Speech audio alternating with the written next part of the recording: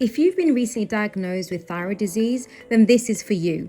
Thyroid disease is one of those things that people hear about all the time, more diagnosis than ever before, mainly because we have improved on testing. However, we often miss the diagnosis because most people don't actually know what the signs or symptoms are. The thyroid is a small butterfly-shaped gland that sits at the front of your neck.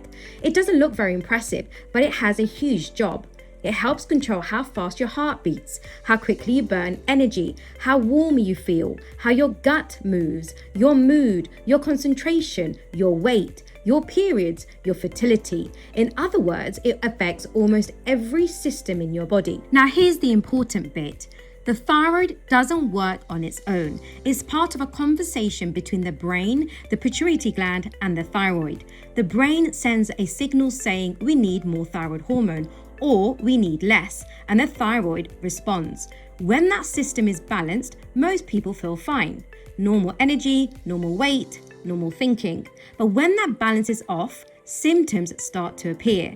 And this is where people get confused because thyroid symptoms are often more vague and slow to develop. People might notice persistent fatigue, feeling cold when others aren't, unexplained weight changes, low mood or anxiety, brain fog, hair thinning, changes in bowel habits, menstrual changes, and often they don't realize all of these things could be connected. Now here's why this topic matters.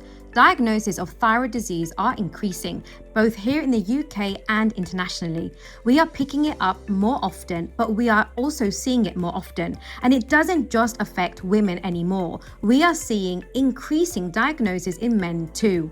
In part 2, I'll talk about underactive thyroid, hyperthyroidism, what it looks like, why it's missed, and what really helps. And in part 3, I'll cover overactive thyroid, hypothyroidism, why it can feel scary, and what actually needs urgent attention. So if you've ever thought something feels off but I can't quite explain it, then this series is for you.